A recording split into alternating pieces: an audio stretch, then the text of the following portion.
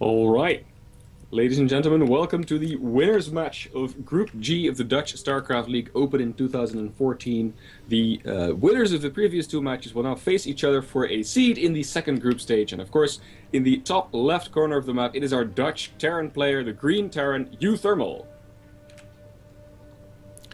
And his opponent is going to be the teal Protoss player from Eastern Wolves. It is Snovski.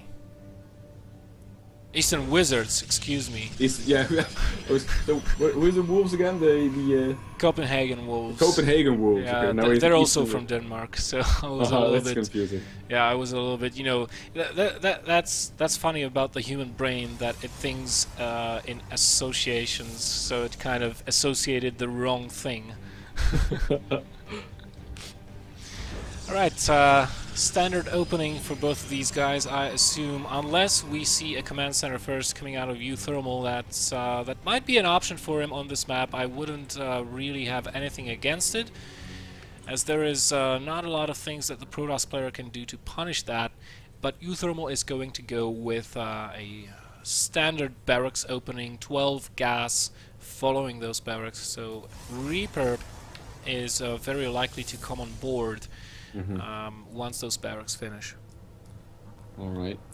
And so are there any particular strategies that we see Terrans go against Protoss on this map? Like maybe considering there's a gold base on the map? Not really. I mean, the funny thing about gold bases is that they don't affect all the matchups in the same way.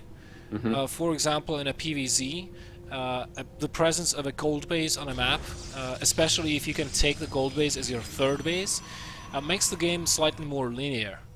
Because more often than not, the Zerg players or the Protoss players will take the gold base as their third. There's no reason not to, especially for the Protoss players. I mean, they can even take the gold base as their natural if they want to. We have seen to happen that a lot. And if that happens, the Zerg player is actually forced into taking a third base at the gold, which makes the game linear, because there is a certain progression that happens every single time in terms of what bases you take when.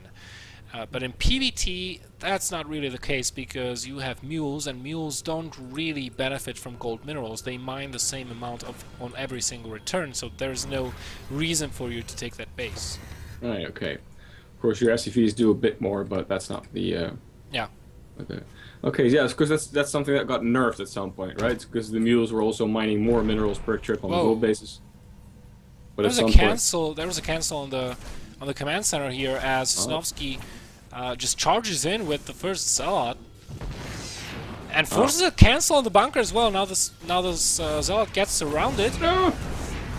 Oh, the SCV is falling. I thought maybe uThermal was going to micro the SCVs one by one, but... uThermal might lose a lot of SCVs here.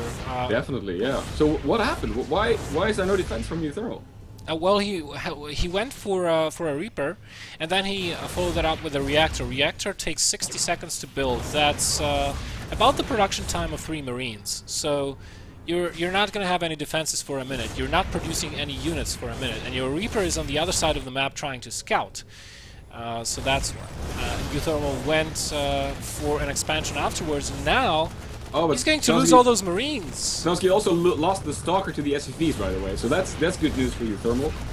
And of course the Mothership War is going down as well. Oh, actually, it barely survives, but no, there he goes. So uThermal does hold off the pressure, but there's another Stalker coming in now. Yeah, 2 more. That's this is a very aggressive opening here from Snovski. I'm actually surprised that he went for a play like this. Now, the aim of this is to kill as many SCVs as possible, which Snovski has achieved to some degree. He has killed 4 SCVs, but more importantly, he also killed like 7 Marines and 3 Stalkers versus Marines. I mean, Snovski, if he continues this up, this could be game. He has a Stargate finishing up back home. If he makes an Oracle and flies it into the main base of the Terran player, it's GG. Definitely. Yeah, and uThermal's struggling to keep off these poking Stalkers, but now they're forced to retreat a little bit because their shields have been depleted completely. And there we go, Marines moving out, taking one of the Stalkers by surprise. Yeah, what So, uThermal needs really is to stabilize a little bit and not lose any more Marines. He's got 2 barracks, one with a reactor. His Marine count is at 6. That should be enough to defend versus the Oracle, but those Marines are not in the mineral line, so if the Oracle takes the longer way around, which it looks like it's going to be the case, these Stalkers, as long as they keep the Marines away from the minerals, this Oracle is going to get a nice couple of kills here. Yeah, especially seeing as how half of the SCVs are orange already, so it'll go even quicker. Ooh, and there we go. Picks off 4 SCVs, 2 Marines before it flies off. That was definitely decent for Snovski there. Yep. But if we look at the unit stat, by the way, uThermal's only 3 SCVs behind the probe count of Snovski. Yeah, which means the game is pretty much equal in terms of economy, because the rest he can make up with mules. That being said, he only has 1 command center, and the Protoss player is expanding behind this. But Snovski is on a timer, because we have Stim coming into play.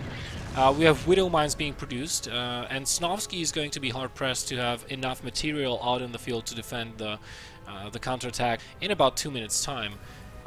He's only now adding on additional gateways. Wow, his 1 gateway is not even turned into a warp gate yet, despite him having the technology. So he's only just now adding on additional gateways. He still needs to have some form of detection. He did see the factory, so he has to know that Widow Mines are a possibility. And you know, I wouldn't be surprised if we see a Widow Mine attack combined with some sort of a drop.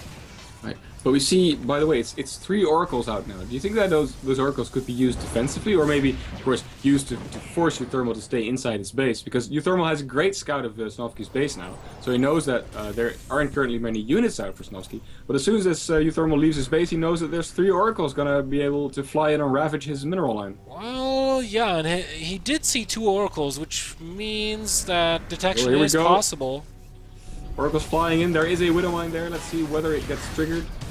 Oh, it got triggered. That was a mistake by Snovski, not activating the detection ability on those oracles, the Envision. Had he done that, he could have stayed there far longer, and he actually could have picked off that Widow Mine. But without that Widow Mine, without the engineering bay, the only defense versus oracles that uThermal has are Marines. So he could have forced uThermal to stay in his base for a while longer, but as it is, uThermal is on the attack. But you know, this force, that's all Marines, with two oracles in the air, focusing the Marines, with the help of the Guardian Shield on the Sentry and the Stalkers. This force can go down pretty quickly. The one huge advantage here for uThermal is this fabulously placed Widow Mine, but yep, Snovski's going to deal with that straight away. Alright, so this is kind of bad news for uThermal, because, like you said, he is a base down. Snovski happily mining from his natural now. So I think that we're going to see the supply lead from Snovski grow. Actually, there's no lead now. I think we're going to see one grow.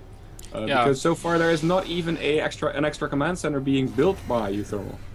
No, there's not. He just kind of decided, well, I'm too behind to try and catch back up in the economy, so I'm just going to go for it.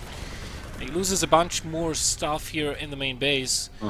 He can't really go back to try and defend that, so he has to keep on pushing. The charge is just about to finish, half a minute on that clock before it does. Okay, but here we go. This is uThermal's one and only chance to get back in this game. If this push does not do a lot of damage, then I think it's game over for him, and I think that's about what's going to happen here. Yeah, I think it is. Beautiful force fields there, completely sandwiching, or rather cutting up their army in half.